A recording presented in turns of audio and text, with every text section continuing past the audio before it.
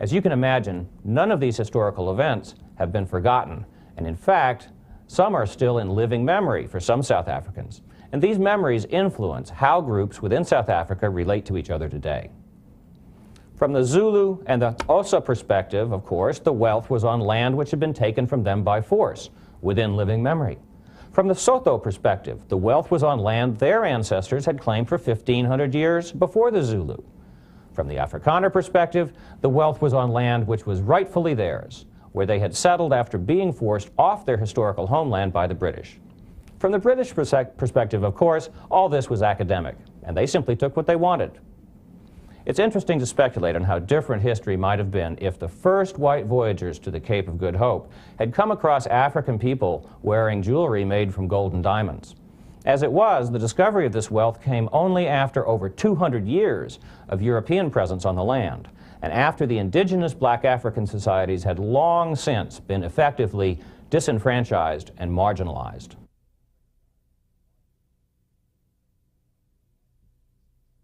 The white community, in the business sense, are not afraid of conflict. They would enter an argument, discuss their point of view, argue back and forth, and eventually, through that argument, come up with hopefully a better decision. On the other hand, the black cultural environment is much more not to be face-to-face confrontation, but to work one's way and try to accommodate one's way through and meet everybody's requirements, more or less on a consensus-building approach, as opposed to I win, you lose type approach. In late 1902, the English prevailed militarily in the Boer Wars, featuring, of course, a star performance by a young British officer named Winston Churchill. And an uneasy truce then extended until 1910, when the two Boer republics and the British colonies of the Cape and Natal were more or less forcibly joined into the Union of South Africa, a self-governing member of the British Empire. The Union was a kind of standoff, with Dutch and English as the official languages and with 3 capitals. However, there was one thing on which the otherwise hostile English and Boers, or Afrikaners, were in complete agreement. The Union's new constitution kept all political power in the hands of the whites. This early 20th century event marks the formal beginning of what Americans now know as the South African problem, which of course has much deeper and more complex roots than simple white-black racial prejudice. But it's important to note that we're now beginning to talk about events which lie within the living memory of living people. It was in response to this closing of the ranks on the part of the 2 great white power groups that in 1912, the South African Native National Congress was formed. The focal point of this organization, which became the African National Congress, or ANC, was the elimination of institutionalized discrimination based on color and the end of political, economic, and social disenfranchisement of black citizens. Despite the efforts of the ANC over the next 80 years, and the efforts of many other important organizations and groups, the whites-only Afrikaner English government continued to pass and implement discriminatory laws and policies, with the Afrikaner element rapidly gaining political strength. Siding with England in both world wars, and then successfully replacing Dutch with Afrikaans as the second official language, the Afrikaner National Party became strong enough in 1948 to win the whites-only elections on a platform of white domination and racial separation known as apartheid. With the advent of this policy, South Africa was rapidly transformed into an Afrikaner-dominated state, using such infamous legislation as the Group Areas Act and the Prohibition of Mixed Marriages Act. It's important not to oversimplify the processes at work in South Africa over the period between 1948 and the present, as South Africa has moved gradually from an oppressive, whites-only establishment through an era of gradual deracialization of economic and social policies in the 70s and 80s, finally to the free elections and the government of national unity in the mid-1990s. What is most important for American business people to keep in mind is that it is not necessary to judge any of the parties involved in order to understand how deep feelings must still run today, particularly since today's leaders were young men and women in the most formative years of their lives when this last half-century of South Africa's road to freedom began, ironically enough, in the apartheid state of the Afrikaner in 1948.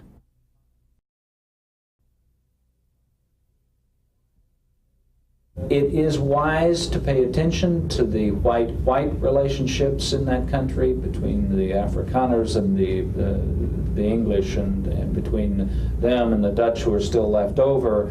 There are large rifts within that society amongst those groups, and that can have an effect on your business there. So you best understand it well, and spend some time investigating how that might impact your business. We've now reached a natural break point, and we suggest you take at least a few minutes to review these main points in Part 1 in your own mind, and perhaps to discuss them with others. Here they are. The brief sketch of South African history just offered will give you a foothold on this vital strategy. Race and identity issues are far more complex than anything we're accustomed to in the United States, and affect the business environment and workplace in more and more complex ways. It's important that you understand enough about where these key factors in South African business come from to be able to spot them if and when they figure into your business plans or operations.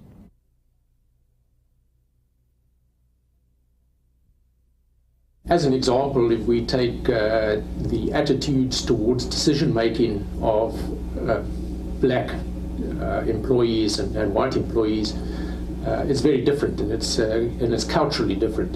White employees would essentially be Western-orientated, rapid decision-making, decisive, whereas black employees are very much consensus-seeking.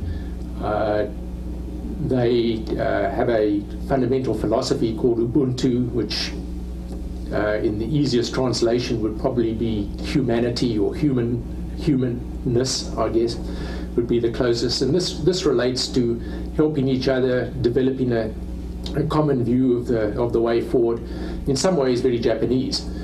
The implication of this, of course, from a business point of view, is that you have to be culturally sensitive if you want to get the maximum productivity out of your workforce. It's important not to assume that what we may know as American business people about race relations in the U.S. can be applied directly to South Africa. However, this is a warning against making unwarranted assumptions, not against drawing useful conclusions from informed comparisons. It's a warning against simply putting what you may know about managing diversity in the U.S. into a suitcase and taking it without modification to South Africa. And it's not a warning against taking policies and approaches which have worked well in the U.S. and modifying them with the help of South Africans into innovative solutions for South Africa.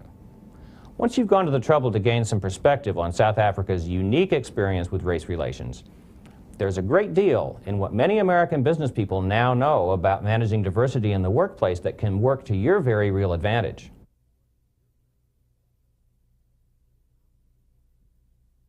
Our particular market, we're dealing with African American hair care type products, and many Africans feel offended if the products were translated into Afrikaans. So that would have been a big mistake for us, because Afrikaans is a language of the white Africans, and we would have insulted them by doing that. So some of those things are important, and if you're just going in, taking your American designs and placing them in South Africa, you're going to make a mistake. And also talked about the advertisement, the perception of the models. For instance, for us, or if you're promoting to the African type population, you need to be cognizant of the light-skinned coloreds, the blacks, the Indians. There is a large range of people in South Africa, so you need to be aware of who exactly is your target market. A 1994 European study reported that the #1 obstacle to European technological competitiveness was cross-cultural stereotyping among Europeans. This study also noted that many American companies, big and small, are far ahead of most Europeans in the area of human resource management and organizational development. What's the relevance of this to an American small or mid-sized business thinking about doing business in South Africa? It means that much of our European and Asian competition has yet to learn what years of experience with equal opportunity and affirmative action have taught many American business people about the practical aspects of implementing equitable policies in the workplace. As an American business person, you not only have our core cultural values of fairness, friendliness, and equality going for you in your personal business relationships in South Africa, you also have the practical experience of operating a business in a society where equal opportunity and anti-discrimination laws are enforced and accepted by the majority of business people. This actually sets you apart from other business people in the world who, whatever their other experience and know-how, rarely come from a culturally diverse society with long experience with equal opportunity and anti-discrimination laws. Now, since these two issues are exactly at the core of what's going on in South Africa today, having your years of practical experience at hand and staying open to what else you need to learn in order to apply what you know in the special and unique context of South Africa can give you a strong competitive advantage over foreign companies with comparable products and services. It can be the factor that swings South African business to you, so use it aggressively. Doors are open in South Africa, and having been closed for so long, there are going to be hundreds of Americans, of Europeans, of Latin Americans teaming into South Africa. And how do you distinguish yourself? You need to know something about South Africa. Get to know what the issues have been, get to know what government is doing now, get to know the stability, get to know the one complaint that I've heard about South Africa is they need to improve the amount of duty and the amount of taxation that they're going to charge foreign entities, and they're working on that. So your advantage would be to get to know as much about the people, the issues, the government as it stands now as you possibly can, so you can distinguish yourself from the hundreds of businesses that are going into South Africa. Any successful business venture in South Africa must proceed from an appreciation for and an understanding of the basic cultural traits of Black African society. This isn't to downgrade the importance of understanding white society, but to emphasize that there is a great deal about African culture which is totally unfamiliar to most Americans, and therefore deserves special attention. It's important to begin with an understanding that in every ethnically distinct community in Africa there are at least two elites, the traditional and the modern. The criteria for membership in these elites varies from one African society to another, but almost all feature this dual leadership, and South Africa's major African ethnic communities are no exception. In traditional African society, old age is seen as a privileged position, and one of the privileges of age is to effectively rule over the younger members of the family, which means the extended family. Thus, in a traditional African town, all elders are somehow related to all young people. And so the privilege of age is not limited to the elders' direct descendants, but to all young people in the community. This privilege or moral authority includes being able to correct any young person, to tell them what to do and to expect to be obeyed, to criticize and direct them, and to make decisions affecting them. Now, it may look like there's a great distance between the African village and the modern African seat of government and commerce, but it's not. In every major business sector in South Africa, with the possible exception of high technology sectors like telecommunications or computers, any foreign business person who wants to be effective must build relationships and alliances with members of both African elites. This is especially important when you're a hands-on small or mid-sized business owner or manager who will be personally setting up at least the initial phase of business for your company in South Africa.